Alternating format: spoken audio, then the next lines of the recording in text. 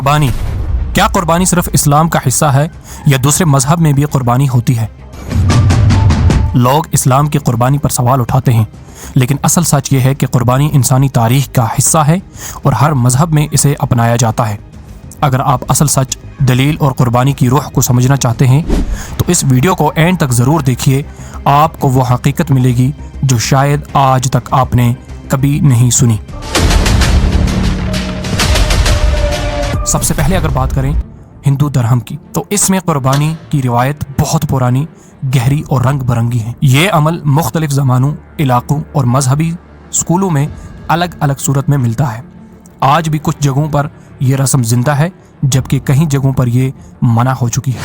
سب سے پہلے پرانے ویدک زمانے کی قربانی۔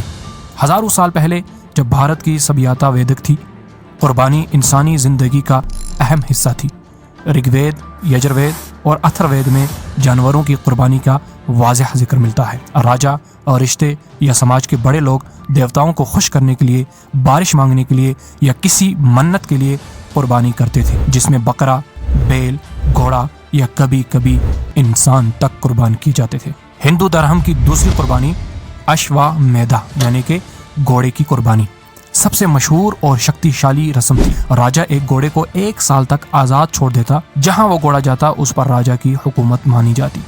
سال کے بعد اس گھوڑے کو دیوتاؤں کے لیے قربان کیا جاتا اور اس کا گوشت یجنا میں استعمال کیا جاتا۔ ہندو دھرم کی تیسری قربانی کی بات کریں تو وہ ہے شکتیزم اور دیوی کی قربانی۔ آج بھی خاص طور پر شکتیزم دیوی کی پوجا میں دیوی درگا کالی ماں کی خوشی کے لیے بکرا، مرغا یا کبھی کبھی بھینس قربان کیے جاتے ہیں۔ درگا پوجا، نویاتری اور کالی پوجا کے دوران آسام، بنگال، اوڈیشہ اور نیپال کے کئی مندروں میں یہ رسم ہوتی ہے۔ جانور کا سر کاٹ کر اس کا خون دیوی کے چپوتر پر چھٹکا دیا جاتا ہے اور کبھی کبھی گوشت بختوں میں بانٹ دیا جاتا ہے۔ اور اگر ہندو دھرم کی چوتھی قربانی کی بات کریں تو وہ ہے ہیومن سیکریفائس۔ پرانے ویدک زمانے میں کبھی کبھی انسان اپنی قربانی بھی پیش کیا کرتے تھے۔ پرانے زمانے میں قربانی ایسے ہوتی تھی کہ خاص طور پر جنگ، سنکٹ یا بڑی منت پر۔ کالی کا پرانا 11ویں سنچری میں خود اپنے خون، گوشت، حتیٰ کہ اپنے سر کی بلی تک کا ذکر ملتا ہے، لیکن یہ صرف خاص صورت میں ہوتا تھا اور راجا کی اجازت سے ہوتا تھا۔ مانتے تھے کہ سورج چلتا رہے گا۔ بچوں کو بارش کے لیے قربان کیا جاتا تھا، لیکن شکتیزم اور کچھ ٹریپل یا لوکلز میں یہ رسم اب بھی زندہ ہے، خاص طور پر بنگال، آسام، اوڈیشہ اور نیپال میں۔ گاندھی میلہ میں آپ کو پتا ہے 2019 میں 5 لاکھ جانور ایک ہی دن میں قربان کیے گئے تھے۔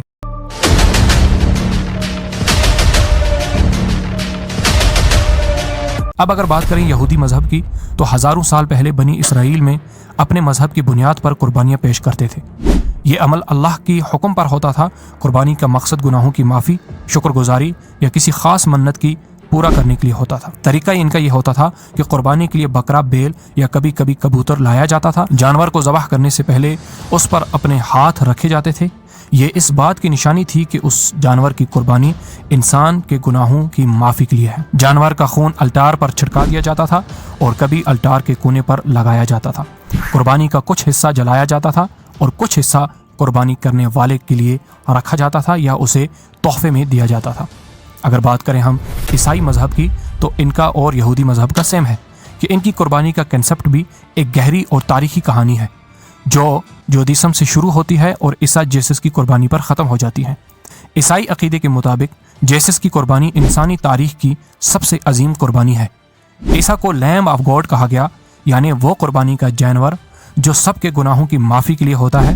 عیسیٰ نے اپنی مرضی سے اپنی جان دے دی تاکہ انسان کے گناہ معاف ہو سکیں۔ یہ قربانی ایک مرتبہ ہوئی اور اس کے بعد جانوروں کی قربانی کی ضرورت ختم ہو۔ لیکن دوستو، یہ عیسائی عقیدے کے مطابق ہے کہ عیسیٰ علیہ السلام نے اپنی قربانی پیش کی، جبکہ اسلامی عقیدے میں ایسا نہیں ہے۔ اسلامی عقیدے کے مطابق عیسیٰ علیہ السلام کو اللہ تعالیٰ نے زندہ آسمان پر اٹھا لیا، جو قربانی کی مثال ہے۔ جو قربانی کی بات ہے وہ عیسائی مذہب کے عقیدے کے مطابق ہے۔ اس کے بعد اگر بات کریں گریک رومن کی تو رومن تاریخ میں بھی قربانی عام تھی۔ لوگ اپنے دیوتاؤں کو جانور یا فصلوں کی قربانیاں پیش کیا کرتے تھے۔ اس کے بعد وائکنگز کا نام تو آپ نے سنا ہوگا کہ وائکنگز کی قربانی کی روایت ایک دم انوکھی، پر اسرار اور خون اہم تھی۔ یہ ان کے مذہبی اور سماجی زندگی کا اہم حصہ تھی۔ वाइकिंग्स अपने देवताओं ओडिन, थॉर वगैरह को राज़ी करने के लिए अच्छे फसल, जंग में फतह या किसी मुसीबत से बचने के लिए कुर्बानी किया करते थे। इंसानी कुर्बानी। वाइकिंग्स में इंसानी कुर्बानी का भी जिक्र मिलता है। कुछ तारीखी हवाले जैसे एडम ऑफ ब्रेमन लिखते हैं कि साउडन के गमला अपसला मंदिर में हर 9 साल बाद 9 मर्दों, 9 घोड़ों, 9 कुत्तों, 9 जानवरों को कुर्बान किया जाता था।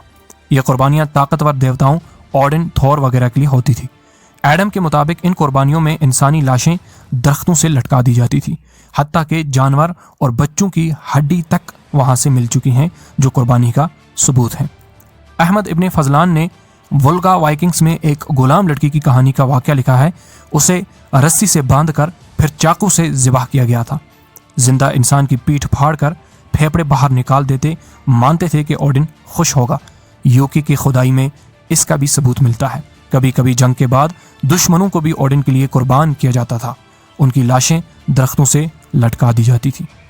दोस्तों, इस तरह की बहुत सी कुर्बानियाँ हर मजहब में पाई जाती हैं, लेकिन जिस तरीके से और जिस तरह की कुर्बानी इस्लाम में होती है, शायद ही उस तरह की कुर्बानी किसी और मजहब में आपको मिले।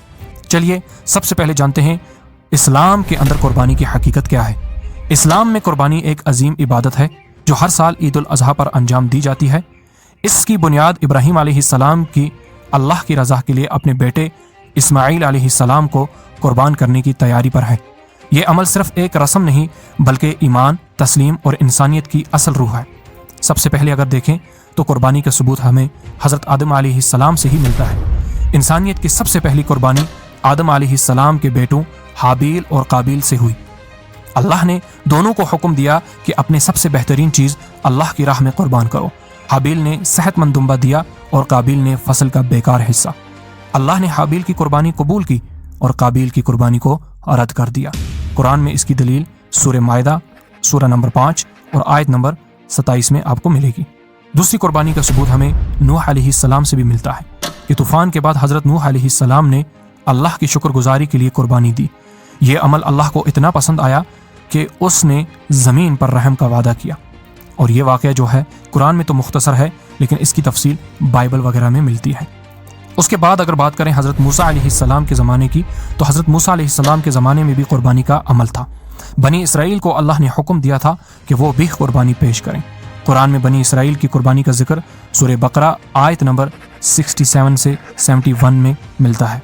उसके बाद अगर सबसे अजीम कुर्बानी की बात करें तो वो थी हज़रत इब्राहीम अलैहिस्सलाम की कुर्बानी, और जिसे हम सुन्नत इब्राहीमी समझकर आज भी कुर्बानी पेश करते हैं।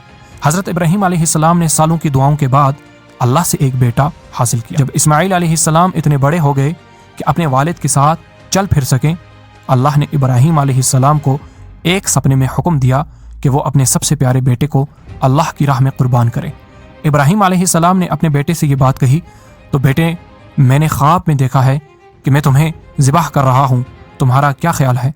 तो इस्माईल अलैहिस्सलाम ने जवाब दिया, अब्बा, जो हुक्म दिया गया है वो कीजिए, इंशाअल्लाह आप मुझे सब्र करने वालों में पाएंगे। कुरान में इस वाक़े का मुकम्मल जिक्र है सूरह नंबर 37 और आयत नंबर 102 में। इब्राहीम अलैहिस्सलाम ने अपने बेटे को लेकर मिना की तरफ चले और रास्ते में शैतान ने उनको बहकाने की कोशिश की, लेकिन इब्राहीम अलैहिस्सलाम और इस्माईल अलैहिस्सलाम ने हर दफ़ा शैतान को पत्थर मारकर अल्लाह के हुक्म को तस्लीम किया। जब इब्राहीम अलैहिस्सलाम ने कुर्बानी की तैयारी की तो अपने दिल की तकलीफ़ को कम करने के लिए इस्माईल अलैहिस्सलाम की आंखों पर पट्टी बांध दी। दोनों ने अल्लाह का जिक्र किया, ईमान की तस्दीक की, और इब्राहीम अलैहिस्सलाम ने छुरी चलाने की कोशिश की, मगर अल्लाह की कुदरत से छुरी ने काम न किया। तब अल्लाह की तरफ से आवाज़ आई, ओ इब्राहीम, तुमने अपना ख्वाब सच कर दिखाया। हम नेक लोगों को ऐसे ही आजमाते हैं या ऐसे ही अजर देते हैं। इसका जिक्र भी कुरान में सूरह नंबर 37 और आयत नंबर 104 और 105 में मिलता है। फिर अल्लाह ने एक अजीम दुम्बा भेजा और इस्माईल अलैहिस्सलाम की जगह उसे कुर्बान करने का हुक्म दिया गया। इस कुर्बानी का पैगाम अल्लाह को असल कुर्बानी इंसान की नीयत, तक़वा और उसकी तस्लीम चाहिए, न कि खून या गोश्त। अल्लाह के यहाँ न इनका गोश्त पहुँचता है न इनका खून, बल्कि तुम्हारी तक़वा उस तक पहुँचती है। कुरान सूरह नंबर 22 और आयत नंबर 37। हज़रत इब्राहीम अलैहिस्सलाम की कुर्बानी की याद में हर साल ईद उल अज़हा पर मुसलमान कुर्बानी करते हैं और इस अमल को सुन्नत इब्राहीमी कहा जाता है।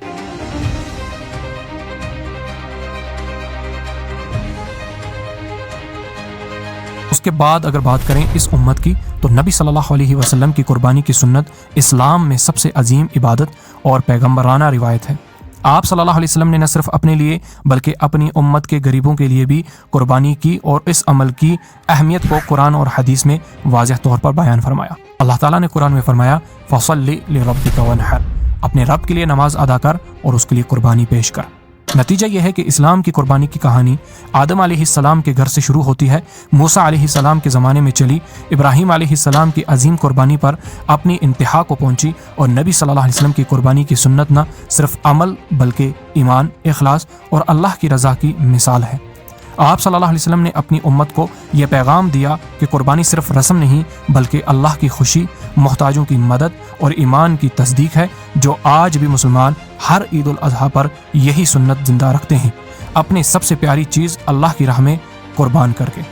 مختصر پوائنٹس میں اگر دیکھیں کہ اسلام اور دوسرے مذہب کی قربانی میں کیا فرق ہے، اس سے آپ کو واضح ہو جائے گا کہ اسلام کی قربانی کس طرح دوسرے مذہب سے الگ مانی جاتی ہے۔ اگر قربانی کا مقصد دیکھیں تو اسلام میں قربانی کا مقصد صرف اللہ کی رضا اور تقوی ہے، دوسرے مذہبوں میں اکثر دیوتاؤں کی خوشی، منت یا گناہوں کی معافی ہوتا ہے۔ چیریٹی اور اسلام کی بات کریں تو اسلام میں قربانی کا عمل چیریٹی، انصاف اور تقوی پر مبنی ہے، جبکہ دوسرے مذہب جو ہیں اس میں ایسا ضروری نہیں۔ اور اگر انسانی قربانی کی بات کریں تو اسلام میں انسانی قربانی کرنا بالکل غلط اور حرام ہے، جبکہ دوسرے جو مذہب ہیں اس میں کبھی کبھی انسانی قربانی بھی پیش ہوتی تھی۔ گوشت کی تقسیم کی بات کریں تو اسلام میں گوشت کا حصہ جو ہے وہ محتاجوں کو دینا فرض ہے، افضل ہے، دوسرے مذہبوں میں ایسا کرنا ضروری نہیں۔ قبولیت کا معیار دیکھیں تو اسلام میں قربانی کی قبولیت صرف نیت اور اللہ کی رضا پر ہے، دوسرے مذہبوں میں ظاہری عمل یا دیوتاؤں کی خوشی پر ہوتا ہے۔ ذبح کا طریقہ دیکھیں کہ اسلام میں جانور کو تیز چھری سے ایک ہی جھٹکے میں ذبح کیا جاتا ہے تاکہ کم سے کم تکلیف ہو، دوسرے مذہبوں میں اکثر جھٹکا، گلا گھونٹنا یا آگ کی رسومات استعمال ہوتے ہیں جس میں جانور کو زیادہ درد ہو سکتا ہے۔ خون کے نکلنے کی بات کریں تو اسلام میں جانور کے گلے پر چاقو رکھ کر خون مکمل طور پر نکلنے کا انتظار کرتے ہیں، جو گوشت کو پاک، صاف اور صحت مند اور سیف رکھتا ہے۔ دوسرے مذہبوں میں اکثر خون نکلنے کی پابندی نہیں، کیونکہ یہ گوشت جو ہے یہ گوشت جلایا جاتا ہے۔ جانور کی راحت کا خیال دیکھیں تو اسلام میں جانور کو پانی پلانا، چھری تیز کرنا اور دوسرے جانوروں کے سامنے نہ کاٹنا مستحب عمل ہے، اور یہ انسانیت اور رحم کا پیغام ہے۔ دوسرے مذہبوں میں ایسی انسانیت پر مبنی اصول عام نہیں ہے۔ اللہ کا نام لینا اسلام میں قربانی کرتے وقت بسم اللہ اللہ اکبر کہنا فرض ہے، دوسرے مذہبوں میں دیوتاؤں کے نام یا منتر پڑھے جاتے ہیں یا کبھی بنا کسی خاص ذکر کے قربانی بھی پیش کی جاتی ہے۔ جانور کی عمر، صحت اور شرائط دیکھیں تو اسلام میں قربانی کے لیے صحت مند، مکمل اور مخصوص عمر کا جانور ضروری ہے، دوسرے مذہبوں میں ایسی پابندی عام نہیں ملتی۔ قربانی کا وقت دیکھیں تو اسلام میں قربانی صرف عید الاضحیٰ کی نماز کے بعد سے 13 ذی الحجہ تک ہی جائز ہے، دوسرے مذہبوں میں قربانی کسی بھی دن یا فیسٹیول پر کی جا سکتی ہے۔ قربانی کا پیغام اسلام میں اصل پیغام ایمان، تقوی اور انسانیت ہے، دوسرے مذہبوں میں زیادہ تر پیغام دیوتاؤں کی خوشی یا منت ہوتا ہے۔ یعنی اسلام کی قربانی اپنی نیت، انسانیت، صفائی